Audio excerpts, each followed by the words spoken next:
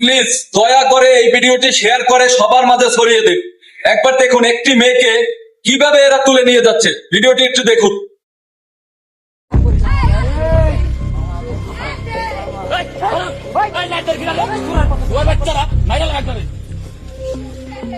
হ্যাঁ জমতে গেলাম তার বাপের নাম্বার কা এই যে ভিডিওটা দেখাও বাবা এই যে এই রাতে লিখে গেছে এই যে এই শুয়ারের বাচ্চারা যে কোন ঘরের সন্তান আল্লাহ তাআলা জানে, যে আল্লাহ তাআলা এই শুয়ারের বাচ্চারে কোন ঘরে জন্ম দিছে, কোন ঘরে। এই শুয়ারের বাচ্চারা এই মেয়েটারে তুললে নিয়ে যাইতেছে, হ্যাঁ তুললে নিয়ে যাইয়া তারপরে এই মেয়েটাকে জ্ঞান রেপ করে তারপর কি আচরণটা করতেছে একবার দেখুন। এর বিচার কি এই বাংলাদেশে হবে না? আপনারা সবাই মানে কি বলবো, যে আমাদের এখন কি পরিস্থিতি দাঁড়াইছে জানেন, যে তরবারি বিক্রি করে দিয়ে মানে ঘরে যদি দাওটাও খায় তাও বিক্রি করে দিয়ে তারপর জায়নামাজ কিনে সেই জায়নামাজ দিয়ে আমরা ঠিক আছে ধরেন যে দোয়া করি যে আল্লাহর কাছে বিচার দিলাম, আল্লাহর কাছে বিচার দিলাম। আল্লাহ শুধু বিচার দিতে বলে নাই, এর বিচার প্রকাশ্যে চাই। কিসের আইন আদালত আর কিসের কি?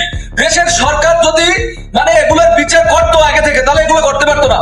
তাই বলতেছি ওই ফরিদপুরের কি কোনো মানুষ নাই নাকি সব কুলাঙ্গারের বাচ্চা? ওর আশেপাশের যত গ্রামের লোকজন আছে সব কি কুলাঙ্গারের বাচ্চা?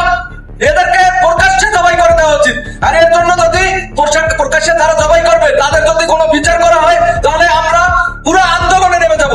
তাহলে আমি বিএনপি করি, তারপরে বলতেছি এই সরকারেরও তাহলে পতন ঘটাই দেবো। যদি এর বিচার করেন আর যদি তার জন্য আপনাদের বিচারের আওতায় না হয় আমরা পুরো দেশবাসী আপনাদের পাশে দাঁড়াবো, ইনশাআল্লাহ আপনাদের পাশে দাঁড়াবো। আপনারা হাতে চুড়ি আর কাপড় পরে বসে আর লিপস্টিক মেখে বসে আছেন, পুরুষ মনে করেন। আমি মনে করি যে ফরিদপুরবাসী যদি এর বিচার না করে আর যদি এদেরকে প্রকাশ্যে জবাই না করে আর যদি এদেরকে মানে কি বলবো যদি জবাই না করেন এদের পুরুষাঙ্গ মানে সারা জীবনের জন্য কেটে দিতে হবে, মানে যেন এরা জীবনে আর এদের মানে এরা যেন কোনো মেয়ের সাথে সংসার না করতে পারে, মানে কোনো মেয়েকে এরা বিয়ে না করতে পারে, এমন করে দিন। কোনো আইন আদালতের দরকার নাই বাংলাদেশে, কোনো আইন আদালত এর কোনো বিচার নাই। আমি তো দেখতেছি যে এর কোনো বিচার নাই। আপনারা ডাইরেক্ট ওই ছেলেগুলোকে ধরুন এবং তাদের জীবনটা মানে শেষ করে দিন।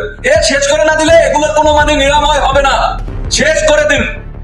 আপনাদের বলতেছি এতে যদি আমাকে বিচারের আওতায় নেওয়া হয় তাহলে আমিও বিচারের আওতায় যদি ফাঁসি দেওয়া হয় ফাঁসি নেব, এতে কোনো আমার দুঃখ নাই। কিন্তু যদি এর বিচার আপনারা ফরিদপুরবাসী না করেন তাহলে আপনাদের ফরিদপুরবাসীর প্রতি আমার ধিক্কার, পুরো দেশের জনগণের ধিক্কার। আর কি করতেছে এই দেশের সরকার?